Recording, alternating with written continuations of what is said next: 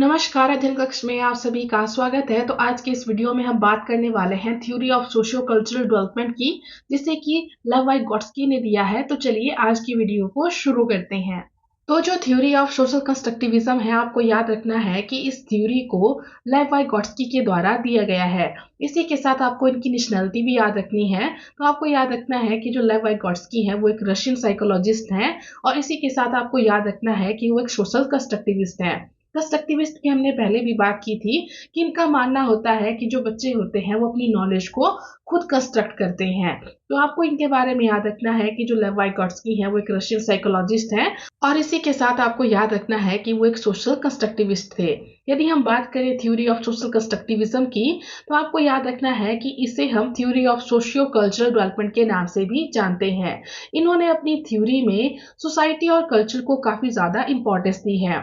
इनका मानना है कि जो सोसाइटी और कल्चर है, यानी हमारा जो समाज है, हमारी जो संस्कृति है, कल्चर है, ये बच्चे के डेवलपमेंट में काफी ज्यादा इंपॉर्टेंट रोल प्ले करते हैं। तो जो लेव वाइगोट्स्की हैं वो ह्यूमन डेवलपमेंट को सोशली मीडिएटेड प्रोसेस की तरह देखते हैं, जहां पर जो लर्नर होता है वो अपनी सोसाइटी से चीजों को लर्न करता है, उनको सीखता है। तो आपको याद रखना है कि जो सोशियो कल्चरल थ्योरी है ये सोशल इंटरेक्शन पर काफी ज्यादा जोर देती है।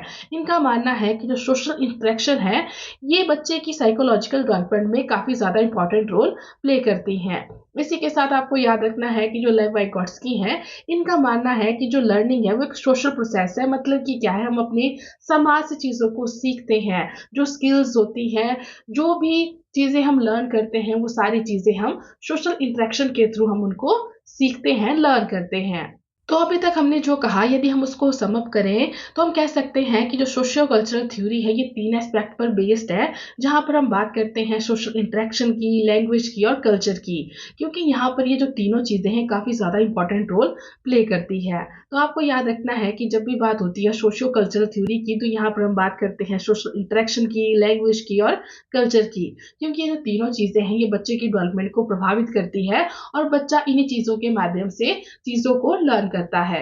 अब नेक्स्ट हम इनके द्वारा दिए गए कुछ कॉन्सेप्ट्स की बात करेंगे, जहां पर हम बात करेंगे ZPD यानी जोन ऑफ प्रॉक्सिमल डेवलपमेंट की, MKO यानी मोर नॉलेजेबल अदर की, एंड स्पीच की। तो यहाँ पर हम जानेंगे कि ZPD यानी जोन ऑफ प्रॉक्सिमल डेवलपमेंट क्या होता है, मोर नॉलेजेबल अदर कौन होते हैं, और स्पीच के बारे में वाइगोट्स्की का क्या कहना है। तो सबसे पहले हम समझ लेते हैं कि जो MKO यानी मोर नॉलेजेबल अदर है वो कौन होते हैं। तो जो मोर नॉलेजेबल अदर है वो ऐसे पर्सन होते हैं जिन्हें कि किसी कॉन्सेप्ट, किसी टास्क या फिर किसी प्रोसेस की नॉलेज लर्नर से ज्यादा होती है। मतलब कि यदि कोई ऐसा पर्सन है, कोई भी इंडिविजुअल जिसे लर्नर से ज्यादा किसी चीज की समझ है, या फिर उसकी एबिलिटी लर्नर से ज्यादा है किसी चीज में, तो उसको हम क्या कहेंगे, मोर नॉलेजेबल अदर कहेंगे। फॉर एग्जाम्पल जो टीचर होते हैं, पेरेंट्स होते हैं, ये बच्चों के लिए मोर नॉलेजेबल अदर होते हैं, क्योंकि इन्हें बच्चों से ज्यादा किसी भी कॉन्सेप्ट, किसी भी प्रोसेस, किसी भी टास्क की समझ होती है। तो इनके केस में जो मोर नॉलेजेबल अदर हैं वो कौन हो जाएंगे, पेरेंट्स हो जाएंगे, टीचर हो जाएंगे। तो आपको याद रखना है कि जो मोर नॉलेजेबल अदर है ये कोई भी पर्सन हो सकता है, ये आपके फ्रेंड्स हो सकते हैं, या फिर कोई भी अडल्ट हो सकता है। मतलब कि कोई भी ऐसा पर्सन मोर नॉलेजेबल अदर हो सकता है जिसे किसी भी कॉन्सेप्ट, किसी भी टास्क या फिर किसी भी प्रोसेस की नॉलेज आपसे ज्यादा हो, वो आपसे ज्यादा अंडरस्टैंडिंग रखता हो उस चीज में, तो उसको हम क्या कहेंगे, मोर नॉलेजेबल अदर कहेंगे। अब नेक्स्ट हम बात करेंगे ZPD यानी जोन ऑफ प्रॉक्सिमल डेवलपमेंट की। तो जोन ऑफ प्रॉक्सिमल डेवलपमेंट को समझने से पहले हमें पता होना चाहिए कि जोन ऑफ एक्चुअल डेवलपमेंट क्या होता है। यानी जो ZAD zone of actual development है, हमें सबसे पहले उसे समझना होगा। तो किसी भी बच्चे का, किसी भी लर्नर का जो जोन ऑफ एक्चुअल डेवलपमेंट होता है, ये वो एरिया होता है, ये वो जोन होता है जहां पर जो लर्नर है उसे किसी की हेल्प की जरूरत नहीं होती है। वो बिना किसी गाइडेंस से, बिना किसी हेल्प से चीजों को वो खुद कर लेता है। इसी के साथ कुछ ऐसा एरिया भी होता है, कुछ ऐसा जोन भी होता है जहां पर बच्चे, जहां पर जो लर्नर होते हैं वो किसी की हेल्प के साथ भी चीजों को नहीं कर पाते हैं। मतलब कि ये जो एरिया होता है ये उनकी पहुंच से बाहर होता है। अब ये जो दोनों ज़ोन है, जो आपका ज़ोन ऑफ एक्चुअल डेवलपमेंट और ऐसा ज़ोन जो कि आपकी पहुँच से बाहर है, इन दोनों ज़ोन के बीच में जो ये वाला ज़ोन है, ठीक है? इसको हम क्या कहते हैं? ज़ेडपीडी कहते हैं।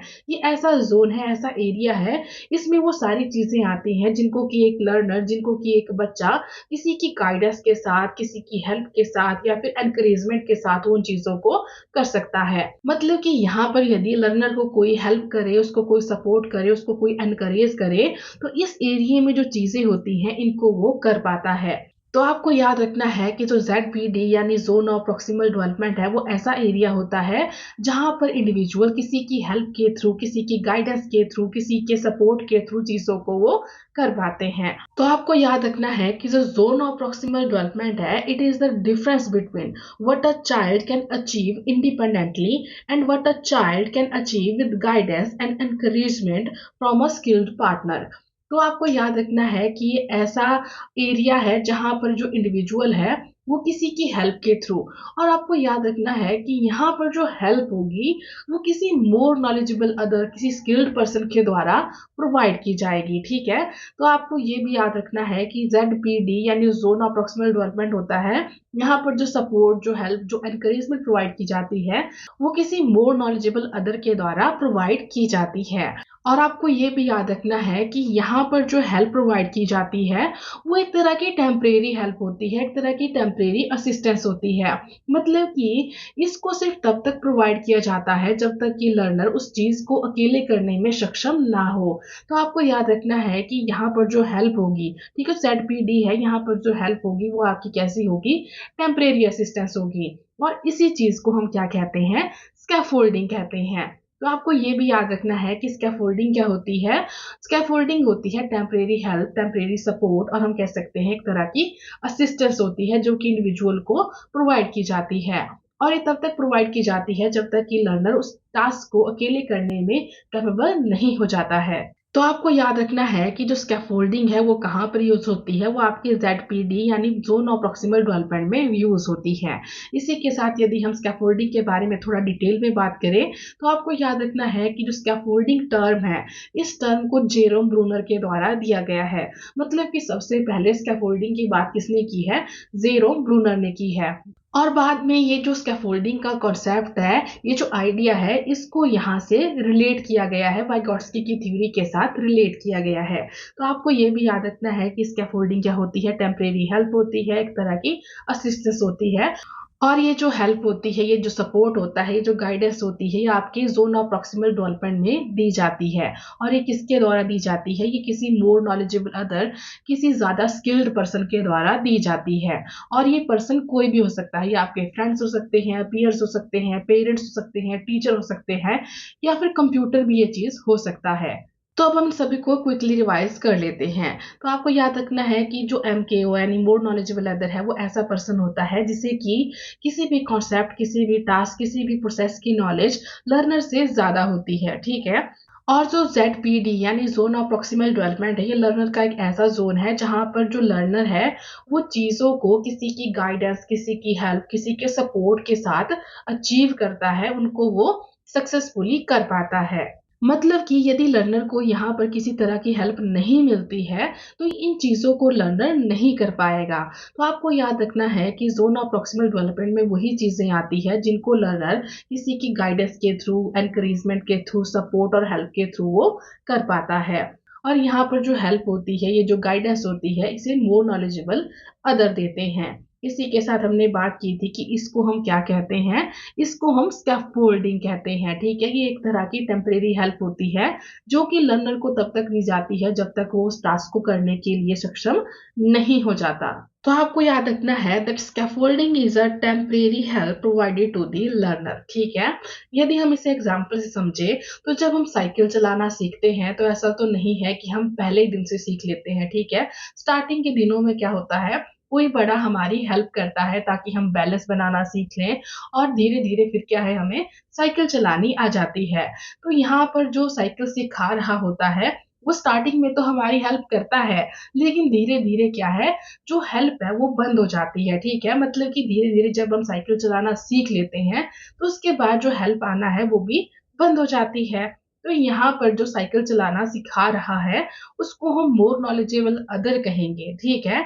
और ये जो हेल्प है जो प्रोवाइड की जा रही है इसको हम स्कैफोल्डिंग कहेंगे, और ये एक तरह की क्या है, टेम्परेरी हेल्प होती है। तो आई होप कि आपको ये तीनों चीज़ें अच्छे से क्लियर हो गई होंगी, क्योंकि एग्जाम पॉइंट ऑफ व्यू से बहुत ज़रूरी है। एग्जाम में बहुत बार यहाँ से क्वेश्चन पूछे जाते हैं, बहुत बार तो डायरेक्ट क्वेश्चन भी पूछे जाते हैं, लेकिन कई बार घुमा फिरा के भी यहाँ से क्वेश्चन पूछे जाते हैं। तो आपको इन तीनों की अंडरस्टैंडिंग काफ़ी अच्छे से होनी चाहिए। तो आई होप कि आपको अब तक ये क्लियर हो गया होगा। नेक्स्ट अब हम बात करेंगे कि जो लेव वाइगॉट्स्की है उनका लैंग्वेज के ऊपर, स्पीच के ऊपर क्या विचार रहे हैं। तो जो लेव वाइगॉट्स्की है उनका मानना है कि जो लैंग्वेज है वो सोशल इंटरेक्शन के थ्रू डेवलप होती है। हम जानते हैं कि जो लैंग्वेज है ये हमारी लाइफ में काफ़ी ज़्यादा इंपॉर्टेंट रोल प्ले करती है, क्योंकि लैंग्वेज ही है जिसके थ्रू हम अपनी बातों को, अपने व्यूज़ को, अपने इमोशंस को दूसरों तक पहुंचा पाते हैं, उनसे कम्युनिकेट कर पाते हैं। तो जो लैंग्वेज है ये बहुत बड़ा टूल है जिसके थ्रू हम अपने आप को दूसरों के साथ कम्युनिकेट कर पाते हैं, खुद को एक्सप्रेस कर पाते हैं और उनको हम समझ पाते हैं। अब यदि हम वाइगॉट्स्की की बात करें तो इन्होंने 3 फॉर्म्स ऑफ स्पीच की बात की है, और ये है आउटर स्पीच, प्राइवेट स्पीच और इनर स्पीच। तो सबसे पहले हम बात करेंगे आउटर स्पीच की। तो इस तरह की जो स्पीच होती है इसका इस्तेमाल एक बच्चा अपने आसपास के लोगों के साथ इंटरेक्ट करने के लिए, उनसे कम्युनिकेट करने के लिए यूज करता है। और आपको याद रखना है कि जो आउटर स्पीच है इसे हम सोशल स्पीच भी कहते हैं। तो जब भी हम अपनी बातों को दूसरों तक पहुंचाते हैं, अपने इमोशंस को एक्सप्रेस करते हैं, तो उस चीज को हम क्या कहते हैं, आउटर स्पीच कहते हैं, सोशल स्पीच कहते हैं। तो जब भी कोई बच्चा, जब भी कोई इंडिविजुअल दूसरों के साथ इंटरेक्ट करता है, कम्युनिकेट करता है, अपने व्यूज को उन तक पहुंचाता है, तो उसको हम क्या कहते हैं, आउटर स्पीच कहते हैं, सोशल स्पीच कहते हैं। अब नेक्स्ट हम बात करेंगे प्राइवेट स्पीच की।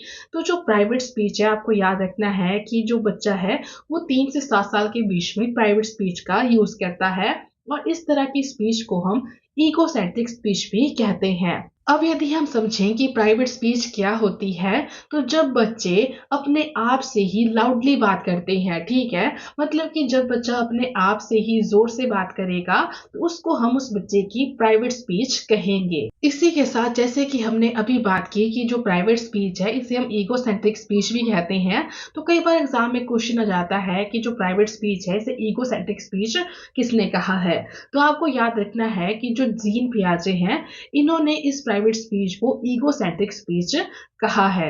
अब जो जीन पियाजे हैं इन्होंने अपनी थ्योरी में ईगोसेंट्रिक स्पीच को, यानी जो प्राइवेट स्पीच है, इसे ज्यादा इंपॉर्टेंस नहीं दी है, लेकिन जो वाइगॉट्स्की हैं इन्होंने अपनी थ्योरी में प्राइवेट स्पीच को काफी ज्यादा इंपॉर्टेंस दी है। इनका मानना है कि जो प्राइवेट स्पीच होती है ये बच्चे को अपने बिहेवियर को गाइड करने में, उसको रेगुलेट करने में उनकी हेल्प करती है। नेक्स्ट अब हम बात करेंगे इनर स्पीच की। आपको याद रखना है कि जो इनर स्पीच है इसे हम साइलेंट स्पीच भी कहते हैं, और ये आपके 7 साल से शुरू हो जाती है। मतलब कि 7 साल के बाद जो बच्चा है वो इनर स्पीच का यूज करता है। अब इस समय के दौरान जो बच्चे हैं उनकी जो स्पीच है पूरी तरह से डेवलप हो जाती है। तो अब जो बच्चे होते हैं वो अपने मन में बात करते हैं, ठीक है। मतलब कि अब जो बच्चे होते हैं वो साइलेंटली अपने मन में बात करते हैं, ठीक है। तो जब भी कोई इंडिविजुअल, कोई बच्चा अपने मन में बात करता है तो उसको हम क्या कहेंगे, ये उस बच्चे की साइलेंट इनर स्पीच होती है। नेक्स्ट अब हम कुछ कॉन्सेप्ट्स की बात करेंगे जिन्हें कि लेव वाइगॉट्स्की के द्वारा दिया गया है। तो इसमें सबसे पहले हम बात करेंगे कोलैबोरेटिव लर्निंग की। अब इसके नाम में ही कोलैबोरेशन है, तो मतलब कि यहाँ पर जो बच्चे होते हैं, जो लर्नर होते हैं, वो एक दूसरे के साथ कोलैबोरेट करके चीज़ों को लर्न करते हैं। यहाँ पर जो ग्रुप होता है, मतलब कि जो लर्नर होते हैं, जो कि आपस में मिलजुल कर किसी चीज़ पर काम कर रहे होते हैं, वो यहाँ पर क्या करते हैं, एक दूसरे की हेल्प करते हैं, कोलैबोरेट करते हैं और अपने टास्क को कंप्लीट करने की ट्राई करते हैं। तो इस तरह की जो लर्निंग होती है इसमें बच्चों में लिसनिंग स्किल्स डेवलप होती हैं, कम्युनिकेशन स्किल्स डेवलप होती हैं, और साथ में जो कॉन्फ्लिक्ट रेजोल्यूशन स्किल्स होती हैं वो भी उनमें डेवलप होती हैं। तो आपको याद रखना है कि जो कोलैबोरेटिव लर्निंग है, इस तरह की लर्निंग में जो बच्चे होते हैं वो एक दूसरे के साथ कोलैबोरेट करके, यानी मिलजुल के वो काम करते हैं और नई चीजें सीखते हैं। नेक्स्ट अब हम बात करेंगे कोऑपरेटिव लर्निंग की। जो कोऑपरेटिव लर्निंग है ये भी कोलैबोरेटिव लर्निंग की तरह होती है। मतलब कि इसमें भी जो बच्चे होते हैं वो आपस में ग्रुप्स बनाते हैं और साथ में मिलजुल कर वो चीज़ों को लर्न करते हैं। जो कोऑपरेटिव लर्निंग है, यहाँ पर इस चीज़ पर ध्यान दिया जाता है कि जो बच्चे हैं, जो ये ग्रुप्स में मिलजुल कर काम कर रहे हैं, इसका प्रोडक्ट क्या है, इसकी आउटकम क्या है। और इसी के साथ जो बच्चे होते हैं उनकी इंडिविजुअली भी उनकी परफॉर्मेंस को देखा जाता है। तो आपको याद रखना है कि जो कोऑपरेटिव लर्निंग है, यहाँ पर जो बच्चे होते हैं उनकी परफॉर्मेंस को इंडिविजुअली भी और एज अ ग्रुप भी उनकी जो परफॉर्मेंस रहती है, इस पर ध्यान दिया जाता है। नेक्स्ट अब हम बात करेंगे असिस्टिव लर्निंग की। तो जो असिस्टिव लर्निंग है, इसका मतलब होता है लर्निंग में एक दूसरे को असिस्ट करना, यानी एक दूसरे की हेल्प करना, उनको असिस्टेंस प्रोवाइड करना। नेक्स्ट अब हम बात करेंगे रेसिप्रोकल टीचिंग की। तो जो रेसिप्रोकल टीचिंग होती है, इसमें टीचर्स और बच्चे एक दूसरे के साथ मिलकर ग्रुप्स में काम करते हैं। तो ऐसे में क्या होता है, ऐसे में जो बच्चे होते हैं उन्हें टीचर से सीखने को मिलता है और जो टीचर होते हैं उन्हें भी बच्चों से सीखने को मिलता है। तो आपको याद रखना है कि जो रेसिप्रोकल टीचिंग होती है, इसमें टीचर और स्टूडेंट दोनों साथ में काम करते हैं और चीज़ों को सीखते हैं, लर्न करते हैं। नेक्स्ट अब हम बात करेंगे पीयर ट्यूटरिंग की। जो पीयर ट्यूटरिंग है, इसका मतलब होता है कि जब सेम एज ग्रुप के बच्चे, ठीक है, मतलब कि जैसे आपके फ्रेंड्स हो गए, पीयर्स हो गए, यदि वो किसी चीज़ को समझने में आपकी हेल्प करते हैं, ठीक है, वो किसी चीज़ को आपको सिखाने में आपको असिस्ट करते हैं, आपको उस चीज़ को पढ़ाते हैं, समझाते हैं, तो इस तरह की ट्यूटरिंग को हम क्या कहेंगे, पीयर ट्यूटरिंग कहेंगे। यहाँ पर क्या होता है, आपके जो पीयर्स होते हैं, फ्रेंड्स होते हैं, वही आपके टीचर होते हैं एक तरीके से। मतलब कि वो आपको चीज़ों को समझाते हैं। फॉर एग्ज़ाम्पल, यदि आपके किसी फ्रेंड को किसी कॉन्सेप्ट की समझ आपसे ज़्यादा हो और वो उस कॉन्सेप्ट को आपको समझा रहा है, आपको पढ़ा रहा है, तो इसे हम क्या कहेंगे, इसे हम पीयर ट्यूटरिंग कहेंगे। तो आई होप कि आपको आज की वीडियो अच्छी लगी होगी। अब मिलते हैं नेक्स्ट वीडियो में। Thank you.